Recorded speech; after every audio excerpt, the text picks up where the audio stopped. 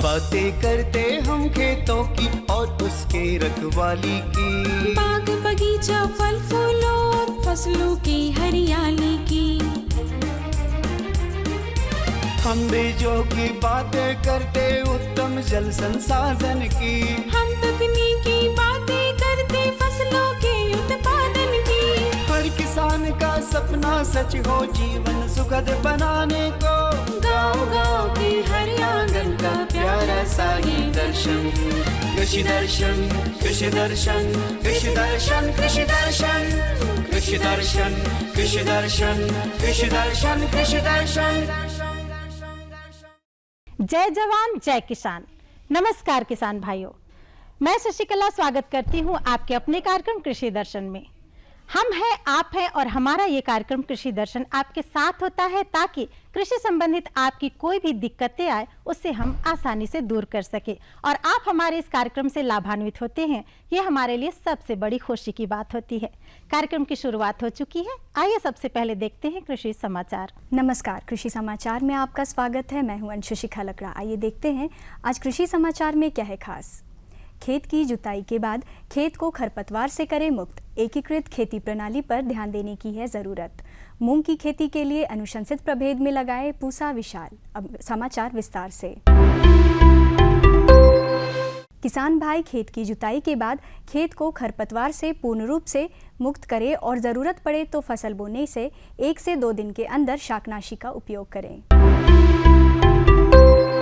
बेहतर आजीविका और आर्थिक स्थिरता के लिए एकीकृत खेती प्रणाली पर ध्यान देने की ज़रूरत है। झारखंड की भूमि मिट्टी क्षरण की समस्या से ग्रसित है और इसके निदान के लिए सतत टिकाऊ कृषि प्रणाली की आवश्यकता है। एकीकृत कृषि प्रणाली से समाज की मांगों को पूरा करने, मानव स्वास्थ्य और पशु कल्याण को बनाए रखने, पर्यावरण की देखभाल और प्राकृतिक संसाधनों को बनाए रखने में मदद मिलती है। किसान भाई, यदि आप व्यावसायिक रूप से सालों भर गेंदा फूल की खेती करना चाहते हैं तो उन्नत प्रभेद का चयन करें। गेंदा फूल की खेती के लिए पूसा नारंगी, पूसा बसंती मुख्य रूप से लगा सकते हैं। 1 हेक्टेयर में 350 क्विंटल उत्पादन लिया जा सकता है। मुख्यतः यहाँ पर जो खेती होती है वो गेंदा की खेती होती है। उसमें साल भर भी खेती की जा सकती है। खेती तो तीनों की, ग्लैडियोलस की, जरबेरा की भी पूरे साल होती है, लेकिन जो ज़्यादा सस्ता और सरल पुष्प है वो गेंदा है। इसके लिए पूरे साल बोया जा सकता है। जैसे जनवरी फरवरी में, जून जुलाई में, सितंबर अक्टूबर में लगा के हम पूरे साल उसको मतलब खेती ले सकते हैं। इसमें है पूसा नारंगी है, पूसा बसंती है, इसके बाद है जो प्रमुख रूप से उगाई जाती है। इनका उत्पादन प्रति हेक्टेयर बहुत अच्छा होता है और इसकी जो आमदनी है वो भी बहुत अधिक होती है। 1 हेक्टेयर में लगभग 350 कुंटल गेंदा फूल का उत्पादन होता है। मूंग की खेती से अधिकाधिक उत्पादन लेने के लिए 30 किलोग्राम बीज प्रति हेक्टेयर लगाएं। कतार से कतार की दूरी 30 सेंटीमीटर और बीज से बीज की दूरी 10 सेंटीमीटर रखें। बेहतर उत्पादन के लिए अनुशंसित प्रभेद में पूसा विशाल लगाएं। मूंग की खेती के लिए 2 से 3 बार देशी हल से खेत की अच्छी तरह जुताई करके पाटा चला दे। जुताई के समय गोबर की सड़ी खाद 5 टन प्रति हेक्टेयर की दर से खेत में अच्छी तरह मिला दे। मूंग ऊंची जमीन में लगाई जाने वाली फसल है, इसीलिए खेत में पानी का जमाव नहीं होना चाहिए। किसान भाई कतारों में बीजों की बुआई और खाद डालने के लिए बिरसा बीज सहखाद ड्रिल नामक कृषि यंत्र का प्रयोग कर सकते हैं। इसकी कार्य क्षमता 50 डिसमिल प्रतिदिन है। आज की विशेष जानकारी है गोभी वर्गीय फसल में हीरा पृष्ठक कीट के नियंत्रण के बारे में। फूल गोभी या पत्ता गोभी की खेती कर रहे किसान अपनी फसल में हीरा पृष्ठक कीट के नियंत्रण के लिए 3 प्रकाश ट्रैप प्रति एकड़ की दर से लगाएं। इसके लिए 1 एकड़ खेत में 3 अलग अलग स्थानों पर बाल्टी में पानी भर कर रखें और उसके ऊपर बल्ब जला दें। 3 से 4 दिनों में अधिकांश वयस्क कीट मर जाएंगे। और अब एक नज़र राज्य के 5 प्रमुख शहरों के मौसम के मिजाज पर। आज राज्य के 5 प्रमुख नगरों के अधिकतम और न्यूनतम तापमान कुछ इस प्रकार दर्ज किए गए। रांची का अधिकतम तापमान 30 डिग्री सेल्सियस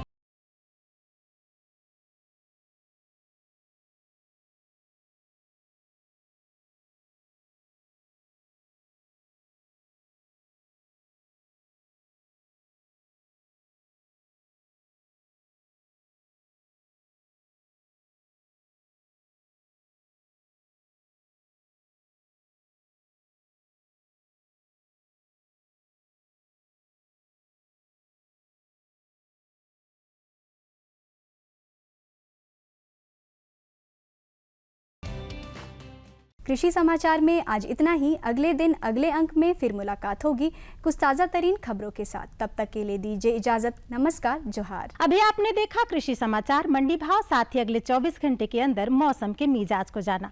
आइए यहाँ पे लेते एक छोटा सा विराम। बने रहिए आपके अपने कार्यक्रम कृषि दर्शन के साथ।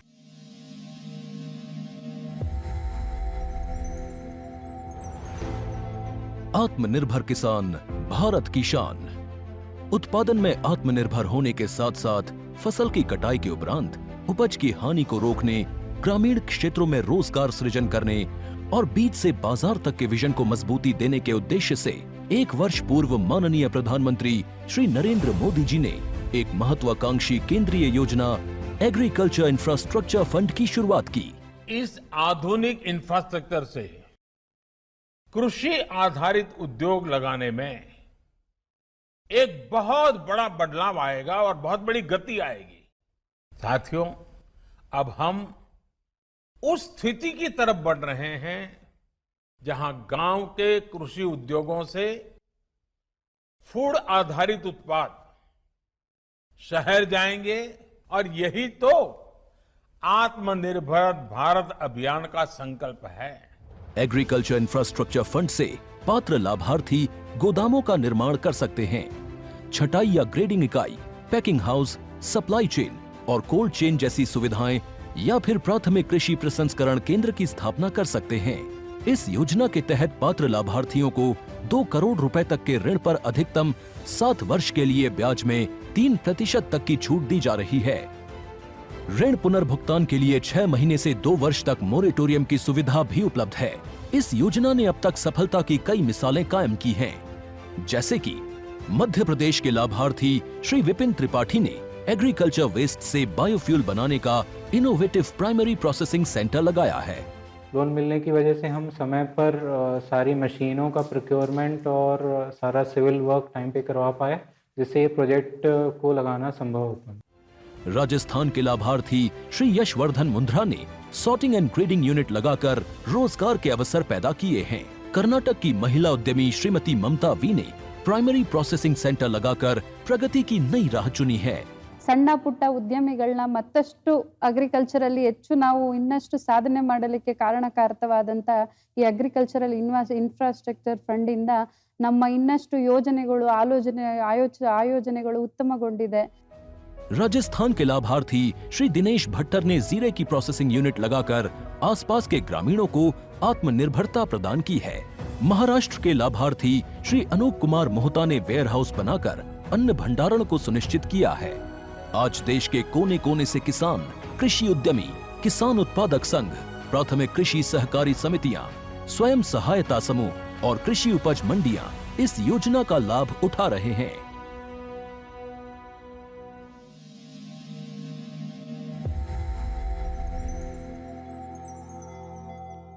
किसान भाइयों, कभी कभी देखा जाता है कि अधिक पानी भी फसलों को बर्बाद कर देती है और कम पानी भी फसलों को नष्ट कर देती है।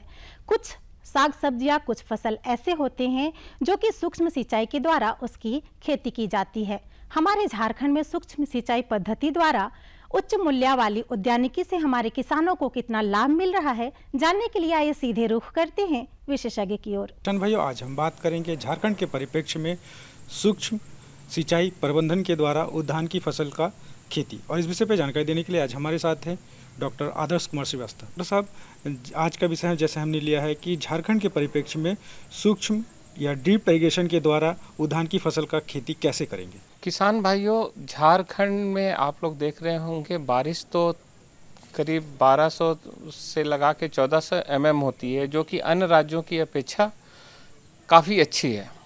लेकिन यहाँ की जो भूमि है वो बहुत ही ऊंची नीची है, अंडुलेटिंग है, जिसके कारण जो भी हमारा पानी बरसता है, वर्षा का पानी आता है, वो बह के निकल जाता है और खेतों के लिए अनुपयोगी हो जाता है। इसीलिए देखते हैं कि यहाँ पर मोनोक्रॉपिंग होती है और जिसके कारण रबी में और गर्मा में खेत खाली पड़े रहते हैं। अगर हम 12 मास खेती करना चाहते हैं, खासकर हम उच्च मूल्य की सब्जियां हैं, जैसे खीरा है, ककड़ी है, नेनुआ है, आम है, अमरूद है और साथ साथ है टमाटर, बैंगन। ये आजकल हर फसलें मतलब में सूक्ष्म सिंचाई की मतलब प्रयोग हो रहा है। हम तो देखते हैं कि स्प्रिंकलर सिस्टम का गेहूं में भी प्रयोग हो रहा है, मक्का में भी प्रयोग हो रहा है, सब फसलों में प्रयोग हो रहा है। और ड्रिप इरिगेशन के द्वारा तो हम लोग मक्का में जैसे स्वीट कॉर्न है, बेबी कॉर्न है, उसका उत्पादन ले रहे हैं, हल्दी है और अदरक है, साथ साथ है स्ट्रॉबेरी है, आपका स्वीट पोटैटो है, बैंगन है, टमाटर है, मिर्च है, गेंदा है। सब फसलों में आजकल ड्रिप इरिगेशन का प्रयोग हो रहा है और उससे क्या होता है कि ड्रिप इरिगेशन से कम समय में एक तो उत्पादन भी बहुत अधिक होता है, साथ साथ हमारा कम से कम 80 से 85% पानी की भी बचत होती है। तो झारखंड के परिप्रेक्ष्य में यहाँ के लिए जो टपक सिंचाई है या मतलब जिसको ड्रिप इरिगेशन भी बोलते हैं, वो बहुत ही आवश्यक है। और ड्रिप इरिगेशन के द्वारा बहुत से, अब तो गिरिडीह क्या हर जगह पर हजारों एकड़ ज़मीन लगी हुई है ड्रिप इरिगेशन के द्वारा और किसान अब उसको सुगमता से मतलब अपना रहे हैं। साथ साथ सरकार के द्वारा 80 से 90% उसमें सब्सिडी दी जा रही है, तो किसान और भी इच्छुक हैं लगाने के लिए। और सबसे बड़ी बात है कि वो बहुत से ज़्यादा नहीं, बहुत कम पानी में ही अधिक से अधिक फसल मतलब उच्च वर्ग की जो सब्जियां हैं उनका उत्पादन कर रहे हैं। हमने तो देखा है कि लोग बैंगन है, टमाटर है, गर्मी में तरबूज है, खरबूजा है, बैंगन है और इसके साथ गाजर है और साथ साथ जितना भी कद्दू, करेला, नेनुआ है, वो सबकी खेती कर रहे हैं। इवन सेम की भी खेती कर रहे हैं ड्रिप इरिगेशन लगा के और उससे उत्पादन, वो उनका हम अनुभव यहाँ पर बताते हैं आके कि मेरा उत्पादन करीब 20 से 25% तक बढ़ जाता है अगर हम ड्रिप इरिगेशन के द्वारा करते हैं। और पानी भी की जो है मतलब समस्या है वो हमारी बहुत कम हो जाती है। कम पानी में एक छोटे से कुआं से या डोबा से या तालाब से हम लोग उसको अपने 1 एकड़ 2 एकड़ का सिंचाई कर लेते हैं। बृहद रूप से करना चाहते हैं, जैसे बड़े पौधे के लिए करना चाहते हैं, तो इनके लिए क्या उपाय है, कैसे इसके लिए दिया सकते, जैसे आम के हो गए, लीची के, तो क्या इन सबों में भी इसका प्रयोग किया जा सकता है? हाँ किसान भाइयों, ड्रिप इरिगेशन का जितनी भी बागवानी फसलें हैं, जैसे आम है, अमरूद है, केला है, आपका लीची है, आंवला है जो कि झारखंड में प्रमुख है, उनको भी उनकी की खेती अगर हम करें बागान में और हम ड्रिप इरिगेशन उसमें लगाएं तो हम आसानी से उन खेती कर सकते हैं और उससे हमारा जो देखभाल है इन पौधों की वो अच्छी तरीके हो सकती है। क्या होता है कि शुरुआत में जब हम लोग लगाते हैं और हमारे यहाँ ज़्यादातर ये जो फल वाले पौधे हैं वो गर्मी में लगाए जाते हैं, तो बरसात में तो हम लोग उसकी देखभाल कर लेते हैं, लेकिन जब गर्मियाँ आती हैं तो हम पानी की कमी के कारण अक्सर सूख जाते हैं। तो अगर हम जिस क्षेत्र में अगर हम ड्रिप इरिगेशन कर दें तो कम समय में और कम पानी में ही हम इन पौधों को कम से कम 5 से 10 साल तक बना के रख सकते हैं और ये जल्दी इनका फ्रूट मतलब जो ये फल उत्पादन है वो भी जल्दी से हम लोग कर सकते हैं। डॉक्टर साहब, एक सबसे बड़ी प्रश्न हमारे मन में आती है कि ड्रिप के द्वारा तो हम अपने पौधों तक पानी तो पहुंचा रहे हैं, तो क्या इसके द्वारा हम उर्वरक का भी प्रबंधन अपने फसलों में कर सकते हैं? जी हाँ किसान भाइयों, हम जो उर्वरक का प्रबंधन है ड्रिप इरिगेशन के माध्यम से बहुत आसानी से और कम मात्रा में दिए हुए कम मात्रा में भी अधिक ज़्यादा प्रभावी बना सकते हैं। इसके लिए यह जो संतुलित मात्रा होती है उसको सॉल्यूशन के रूप में अगर हम ड्रिप इरिगेशन के टैंक में घोल देते हैं तो वो सभी पौधों में उसकी जड़ों तक पहुंच जाता है। वो शीघ्र ही पौधों की जड़ों के द्वारा अवशोषित कर लिया जाता है। जबकि अगर हम उस खोद के उसको देते हैं, चारों तरफ गड्ढा बना के देते हैं, वो इतनी आसानी से नहीं होता है। लेकिन पानी के माध्यम से जब हम उसको घोल के पौधों को देते हैं वो जल्दी अवशोषित कर लेते हैं। यह उर्वरक ही नहीं, अगर हम देख रहे हैं कि कोई पौधे में कोई बीमारी लग रही है और कोई भी कवकनाशी या कीटनाशी सिस्टमेटिक देना है तो हम उसी टैंक में हम उसको मिला देते हैं, जो हमारी मात्रा है उसको देनी चाहिए, और वो हम ड्रिप इरिगेशन अगर हम चला देते हैं तो हमारा वो पौधे तक पहुंच जाते हैं और हमारी जो बीमारियां या कीट लगा हुआ है वो हमारा ख़त्म हो जाता है और पौधा स्वस्थ हो जाता है। तो देखा किसान भाइयों, ड्रिप इरिगेशन कितनी कारगर है आपकी फसलों के लिए। सिर्फ फसलों के नहीं बल्कि बागवानी से जुड़े जो भी किसान भाई हमारे कर रहे हैं उनके लिए भी। डॉक्टर साहब, आप हमारे इस कार्यक्रम में इतनी जानकारी दी, इसके लिए आपका बहुत बहुत धन्यवाद। किसान भाइयों, ज्वार जिस पल का हमें बेसब्री से इंतजार रहता है वो है बरसात। बरसात का मौसम दस्तक दे चुका है। अब हमारे किसान भाई अपने खेतों में पूरे जोर शोर से लग गए हैं, खेतों की जुताई कर रहे हैं और अभी धान फसल लगाने के लिए हमारे किसान भाई काफी उत्सुक हैं। धान की बुआई और उसका प्रबंधन हमारे किसान भाई किस प्रकार करें, जानने के लिए आइए सीधे चलते हैं विशेषज्ञ के पास। धान का मौसम है और ऐसे में हम जानेंगे कि धान की बुआई कैसे करें और तकनीक कौन कौन सा प्रयोग करें। इस बारे में जानकारी देने के लिए हमारे साथ विशेषज्ञ के तौर पे है डॉक्टर परवेज आलम जी। तो सबसे पहले इनका हम अपने कार्यक्रम में स्वागत करते हैं। अभी का मौसम अगर देखा जाए तो किसानों के लिए सबसे बेहतरीन मौसम कहा जाता है और धान जो लगाते हैं उनके लिए तो सोने पे सुहागा ये कहा जाता है। तो धान के लगाने के लिए जो बुआई की जो होती है खेत की तैयारी या समय का आकलन, वो कैसे करें और खेत की तैयारी के लिए सबसे प्रमुख जो यांत्रिक विधि है वो कौन सा है? हाँ, देखिए ऐसा है कि हम समझ रहे हैं कि ये मान के चल रहे हैं क्योंकि बरसात काफ़ी अच्छी हो रही है और पूरे झारखंड में इस बार जो हमारा नॉर्मल रेनफॉल है उससे अच्छा ही रेनफॉल हमको मिलेगा इस बार। तो सबसे पहले तो हम आपके माध्यम से ये आग्रह करना चाहेंगे कि हमारे किसान कम से कम इतना ज़रूर करें कि उनके पास किसी भी तरह की ज़मीन है, चाहे वो ऊंची ज़मीन है, मध्यम ज़मीन है, नीची ज़मीन है, इसमें बुआई अवश्य करें। ठीक है, अब हम एक एक करके आते हैं। मान लीजिए किसान के पास ऊंची ज़मीन है तो जनरली क्या होता है कि किसान जो है उसको उस पर बहुत कम ध्यान देते हैं। नहीं, आप उस पर ज़्यादा ध्यान दीजिए। उसमें जो आप बुआई करते हैं तो पहले क्या करते हैं किसान भाई क्या करते हैं, उसमें छींटा मार देते हैं। लेकिन ऐसा नहीं करना है, आपको लाइन में लगाना है। पहला कोशिश ये होना चाहिए कि धान के जो दो पंक्तियाँ जो दो हैं उनको लाइन पर लगाएं 20 सेंटीमीटर की दूरी पर, है ना। पहला तो चीज़ ये ध्यान रखें। और ये जो बुआई है इसको कम से कम आप 30 जून तक अवश्य ख़त्म कर लें। यानी अपलैंड की जो सीधी बुआई है इसको 30 जून तक अवश्य ख़त्म कर लें।